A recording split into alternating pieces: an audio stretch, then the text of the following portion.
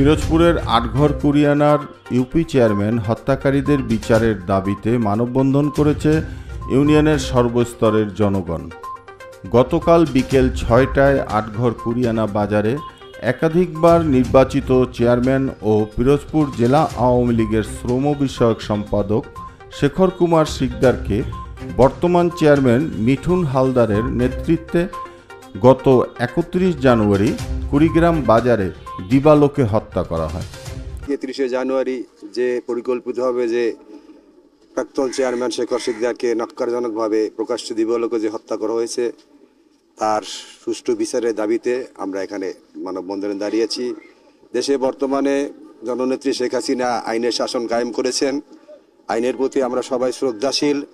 আমরা চাই এই হত্যারও সুষ্ঠু বিচার হবে এবং দৃষ্টান্তমূলক শাস্তি আমরা করতে পাবো এবং যাবতীয় আসামি যারা সন্ত্রাসী আছে তারা এলাকায় যাতে কোনো উৎপাত এবং হয়রানি এবং সুস্থ মানুষের উপার্জনে কোনো অন্যায় অত্যাচার না করতে পারে, প্রশাসনের কাছে সর্বস্তরে এইটাই আমাদের দাবি।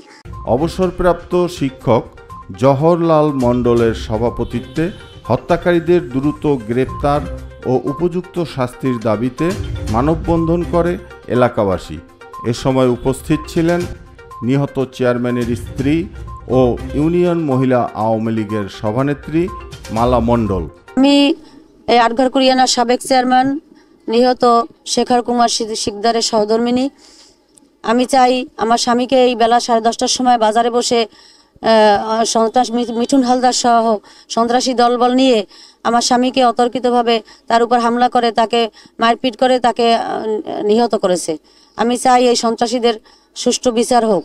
আমি মাননীয় প্রধানমন্ত্রীর কাছে এইটাই চাই যে আমার স্বামীকে যারা এইভাবে নির্মমভাবে হত্যা করেছে আমি তাদের সুষ্ঠু বিচার চাই। ভারপ্রাপ্ত চেয়ারম্যান সবুজ মজুমদার, ইউনিয়ন আওয়ামী লীগ সাধারণ সম্পাদক দীপবিজয় সমদ্দার, বাজার কমিটির সভাপতি মনোমতন শীল সহ এলাকাবাসী।